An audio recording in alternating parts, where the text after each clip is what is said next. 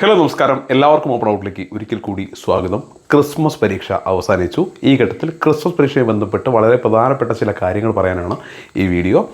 നിങ്ങളൊരു SSLC വിദ്യാർത്ഥിയാണ് എങ്കിൽ തീർച്ചയായിട്ടും ഈ ചാനൽ സബ്സ്ക്രൈബ് ചെയ്യുക. കാരണം ഇനി അങ്ങോട്ട് പരീക്ഷകളുടെ കാലമാണ്. IT പരീക്ഷ വരുന്നുണ്ട്, മോഡൽ എക്സാം വരുന്നുണ്ട്, അത് കഴിഞ്ഞിട്ട് മെയിൻ എക്സാം വരുന്നുണ്ട്. ഈ സമയത്തൊക്കെ വളരെ യൂസ്ഫുള്ളായ വീഡിയോകൾ ഞങ്ങൾ ഈ ചാനലിലൂടെ നിങ്ങൾക്ക് നൽകിക്കൊണ്ടേയിരിക്കും. സോ തീർച്ചയായിട്ടും നിങ്ങൾ ചാനൽ സബ്സ്ക്രൈബ് ചെയ്യുക. ഓക്കെ, ക്രിസ്മസ് പരീക്ഷ എന്ന് വെച്ച് കഴിഞ്ഞാൽ ഒരു SSLC വിദ്യാർത്ഥിയെ സംബന്ധിച്ചിടത്തോളം പ്രധാനപ്പെട്ട ഒന്ന് തന്നെയാണ്. അതിന് പല കാരണങ്ങളുണ്ട്. ഒന്ന്, വലിയൊരു എക്സാം, പബ്ലിക് എക്സാം വരാൻ പോവുകയാണ്. അതിന് മുന്നേ നിങ്ങൾക്കൊരു ഒരു ഒരു കോൺഫിഡൻസ് ഒക്കെ കിട്ടും. ക്രിസ്മസ് പരീക്ഷയിൽ അത്യാവശ്യം മാർക്കൊക്കെ ഉണ്ടെങ്കിൽ ഒരു കോൺഫിഡൻസ് ഒക്കെ ഉണ്ടാവും. മാത്രവുമല്ല, SSLC പരീക്ഷയ്ക്ക് മുമ്പേ ഉള്ളൊരു ഒരുക്കം പോലെ നമുക്ക് വേണമെങ്കിൽ ക്രിസ്മസ് എക്സാമിനെ കാണാം.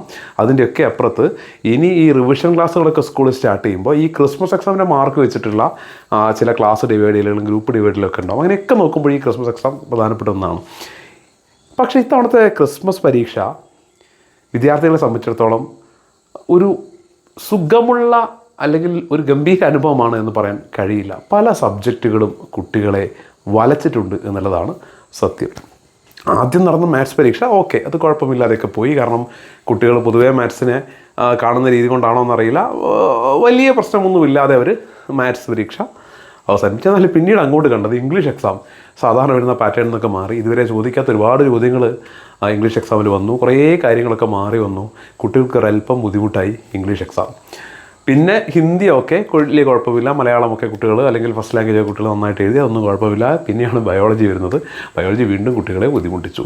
ബയോളജി കഴിഞ്ഞ് ഫിസിക്സ് ആണ് അതിനേക്കാളധികം കുട്ടികളെ ബുദ്ധിമുട്ടിച്ചത്. പല കുട്ടികളും ഫിസിക്സ് നല്ല ബുദ്ധിമുട്ടാണ് എന്ന് പറയുകയുണ്ട്. ഇതിലൊക്കെ പാറ്റേണുകൾ മാറുന്നു, ഡയറക്റ്റ് ക്വസ്റ്റ്യൻസ് മാറും, ഇൻഡയറക്റ്റ് ആയിട്ടുള്ള ചോദ്യങ്ങൾ വരുന്നു. ഇതൊക്കെ കുട്ടികൾ കൺഫ്യൂഷനാക്കി. ഇനി അത് കഴിഞ്ഞ് വന്ന കെമിസ്ട്രി ആയിക്കോട്ടെ, ഇപ്പോൾ ലാസ്റ്റ് കഴിഞ്ഞ സോഷ്യൽ സയൻസ് ആയിക്കോട്ടെ, ഒന്നും ഒരു ഈസി എക്സാം എന്നും കുട്ടികൾക്ക് പറയാൻ കഴിയാത്ത സാഹചര്യം. ഞാൻ മനസ്സിലാക്കുന്നത് ശരിയെങ്കിൽ സോഷ്യൽ സയൻസൊക്കെ ഫസ്റ്റ് പാർട്ട്, അതായത് ഫസ്റ്റ് ടൈമിൽ നിന്നൊക്കെ കുറച്ച് ചോദ്യങ്ങൾ വരുന്നു.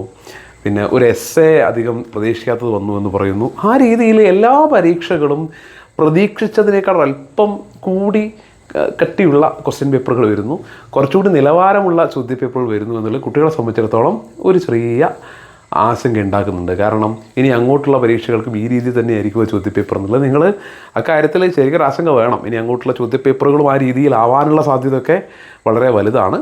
ഈ ക്രിസ്മസ് പരീക്ഷ ശരിയാണ്, ചിലപ്പോൾ നിങ്ങൾക്ക് വിചാരിച്ച പോലെ നന്നായിട്ട് എല്ലാ കുട്ടികൾക്കും എഴുതാൻ കഴിയുന്നില്ല. കുറേ കുട്ടികൾക്ക് എഴുതിയിട്ടുണ്ട്, ഇല്ല നല്ല നന്നായിട്ട് എഴുതിയിട്ടൊക്കെ ഉണ്ടാവും. പക്ഷേ കുറേ കുട്ടികളൊക്കെ പ്രതീക്ഷ പോലെ എഴുതാൻ കഴിഞ്ഞിട്ടുണ്ടാവില്ല. അതോർത്ത് നിങ്ങൾ നിരാശപ്പെടേണ്ട ആവശ്യമൊന്നുമില്ല. നിങ്ങൾ ഒരു പാഠമായിട്ട് എടുക്കുക. കാരണം ചോദ്യങ്ങൾ ഇങ്ങനെയൊക്കെ വരാം എന്ന ഒരു പാഠമായിട്ട് എടുക്കുക. ഇതിൽ നിന്നും ഈ ചോദ്യപേപ്പർ കണ്ടപ്പോൾ നിങ്ങൾക്ക് മനസ്സിലായല്ലോ, ഈ രീതിയിലൊക്കെ ചോദ്യം ചോദിക്കുക. എങ്ങനെ ചോദ്യം വന്നാലും എഴുതാനുള്ളൊരു തയ്യാറെടുപ്പിലേക്ക് നിങ്ങൾ പോകാനുള്ള ഒരവസരമായിട്ട് ഈ പരീക്ഷയെ നിങ്ങൾ കണ്ടാൽ മതി. ചോദ്യങ്ങൾ എങ്ങനെയും ചോദിക്കാം. ചിലപ്പോൾ വളരെ സിമ്പിളായിട്ടായിരിക്കും SSLCക്ക് ചോദിക്കുക. അതേസമയം നമുക്ക് ഉറപ്പിക്കാൻ കഴിയില്ല, ഇപ്പോൾ വന്ന പോലെയും ചോദിക്കാം. അതുകൊണ്ട് എങ്ങനെ ചോദ്യം വന്നാൽ എഴുതാനുള്ളൊരു പ്രിപ്പറേഷൻ നിങ്ങൾക്ക് വേണമെന്ന വാണിംഗ് ആണ് ഇക്കഴിഞ്ഞ ക്രിസ്മസ് പരീക്ഷ തരുന്നത് എന്നുള്ളത് മനസ്സിലാക്കുക.